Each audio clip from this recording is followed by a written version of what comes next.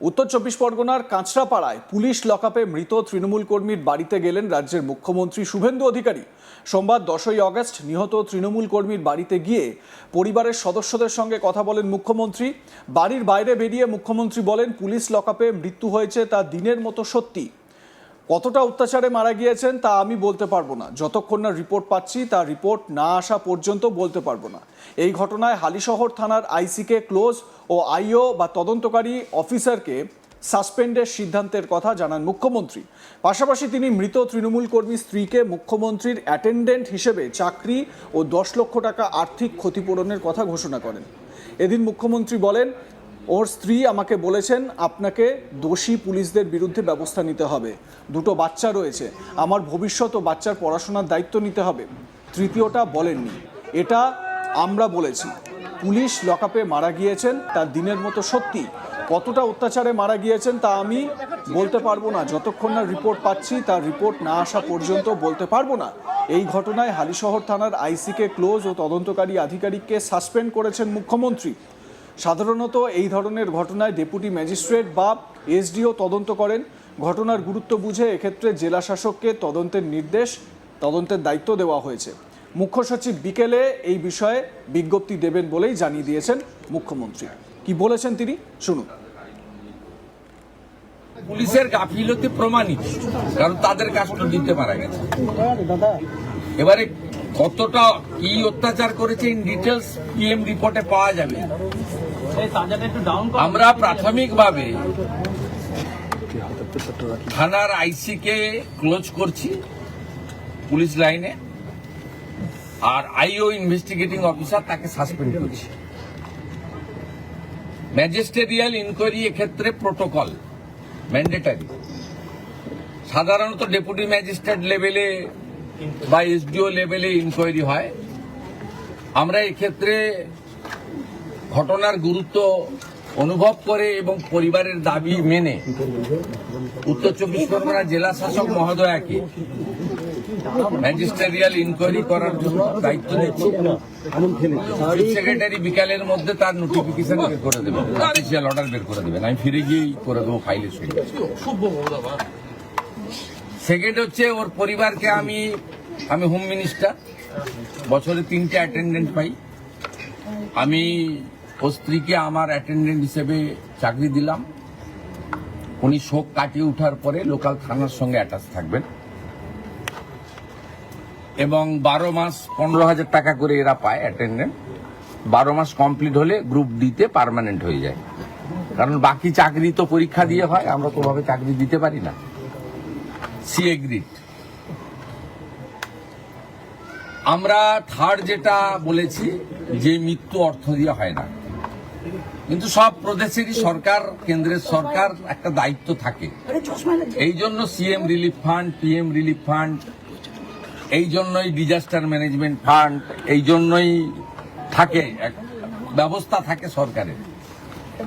ওরা আমাদের কাছে অর্থ চায়নি, কিন্তু আমি চিফ মিনিস্টার রিলিফ ফান্ড থেকে 10 লক্ষ টাকার একটি চেক আপনার মিসেসকে দিয়েছি। যেটা আপনাকে নিতে হবে না, আপনাকে একটা চাকরি, ছোট চাকরি হলেও দিলাম আমরা। দুটো বাচ্চার নামে আপনি এমআই করে দেন, পড়াশোনাটা দেখতে হবে। আর পোস্টমর্টম রিপোর্টে যা আসবে এবং ডিস্ট্রিক্ট ম্যাজিস্ট্রেটের নেতৃত্বে ম্যাজিস্ট্রিয়াল ইনকোয়ারিতে যা রেকমেন্ডেশন দেবে, তার ভিত্তিতে পরবর্তী পদক্ষেপ আমরা মেনে চলব।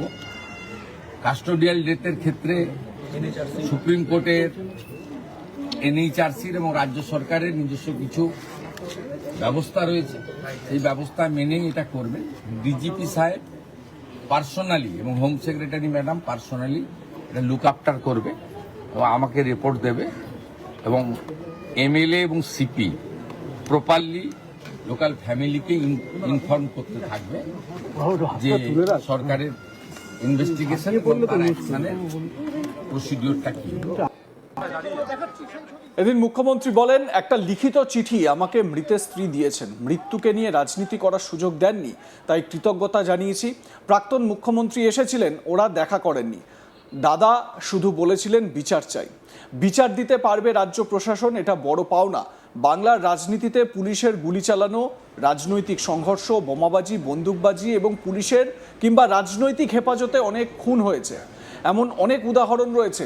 বুদ্ধদেব ভট্টাচার্য ও মমতা বন্দ্যোপাধ্যায়ের সময় উদাহরণ দেখাতে পারবেন না যে কোনো মুখ্যমন্ত্রী রাজ্য পুলিশের ডিজিকে সঙ্গে নিয়ে রাজনৈতিক ভিন্নমত পোষণ করা কারোর বাড়িতে এসেছেন, যা এখন দেখতে পাচ্ছেন। স্থানীয় প্রশাসনের উপর ভরসা রেখেছেন পরিবারের লোকজনরা, এটাই বড় ব্যাপার। কি বলেছেন মুখ্যমন্ত্রী শুভেন্দু অধিকারী, শুনুন। আমি প্রয়াত জ্যোতিবাবুর কথা বলবো না, প্রয়াত বুদ্ধবাবু এবং প্রাক্তন মুখ্যমন্ত্রী মমতা ব্যানার্জির সময়ে একটা উদাহরণ দেখাতে পারবেন না যে রাজ্য সরকারের প্রশাসনিক প্রধান মুখ্যমন্ত্রী, তিনি রাজ্য মন্ত্রিসভার সদস্য ডিজিপি তাকে সাথে নিয়ে রাজনৈতিক ভিন্নমত পোষণ করা লোকের বাড়িতে এসেছেন, তার বক্তব্য শুনে তাকে সরকারের যে কর্তব্য সেটা পালন করার জন্য এই উদাহরণ আপনি পাবেন না, যেটা আমাদের সরকারের সময় আপনারা দেখতে পাচ্ছেন।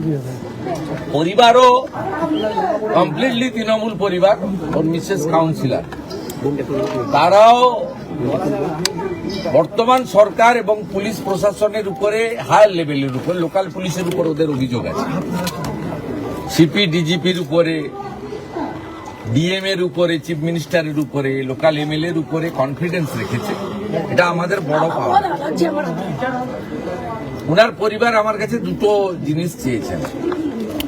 বলেছেন পুলিশের হেফাজতে মারা গেছে এবং আমরা জেনেছি শারীরিক অত্যাচার।